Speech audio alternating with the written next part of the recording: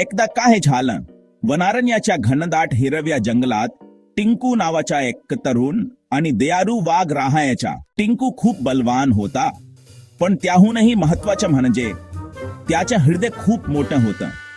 त्याला इतर प्राण्यांना मदत करायला खूप आवडायचे. टिंकू बेटा वनरत्न हरवलं आहे. त्याने आपल्या जंगलाला आनंदी आणि प्रकाशमय ठेवलं होतं. त्याच्याशिवाय झाडं वाढायची थांबतील आणि नद्या सुकून जातील. टिंकू थक झाला. काळजी करू नका आजी, मी ते रत्न शोधून काढीन. तर टिंकूने आपला प्रवास सुरू केला. वाटेत त्याला त्याचे मित्र भेटले. मोना वानर, हुशार आणि खेरकर, चिक्की पोपट जो उंच उडू शकत होता आणि दूरवर पाहू शकत होता, बबलू हत्ती बलवान आणि मदत करणारा. त्या सर्वांनी टिंकूला मदत करायचं ठरवलं. मी काल रात्री हनुमानाच्या पवित्र गुहेजवळ एक आवाज ऐकला.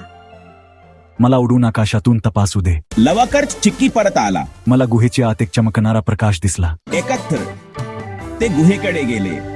बाहेर खडू नावाचा एक खोडकर जुना कोल्हा उभा होता. तो हसला. मी वनरत्न घेतले माझे घर चमकवण्यासाठी. मी ते परत देणार नाही. टिंकूला आठवलं की भगवान रामाने सर्वांना दयाळू आणि शूर कसे राहायचे हे शिकवले होते.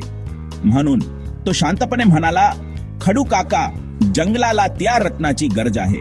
जर तुम्ही ते परत केले तर मी तुमच्या घराला प्रकाशित करण्यासाठी दर रात्री तुम्हाला काजवे आणून देईन. खायक टाइम दूने विचार केला आणि मग हसला. तुम्ही हनुमानजींसारखे शहाणे आहात.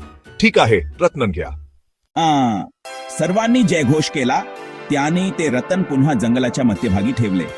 अचानक झाडे उज्जलली, नदी पुन्हा नाचू लागली आणि पक्षी गोडगाणी गाऊ लागले. टिंकू, तू फक्त बलवान नाहीस, तर तू शहाणा आणि दयाळू देखील आहेस. अगदी आपल्या कथांमधील नायकांसारखा. आणि त्या दिवसापासून टिंकूला टिंकू शूर, वनारण्याचा रक्षक म्हणून ओळखले जाऊ लागले. गोष्ट संपली. शौर्य म्हणजे दयाळू असणे आणि शांतपणे समस्या सोडवणे. एकत्र काम केल्याने यश मिळते. आपली कृती जगाला प्रकाशित करू शकते, अगदी हनुमानजी आणि भगवान रामासारखे.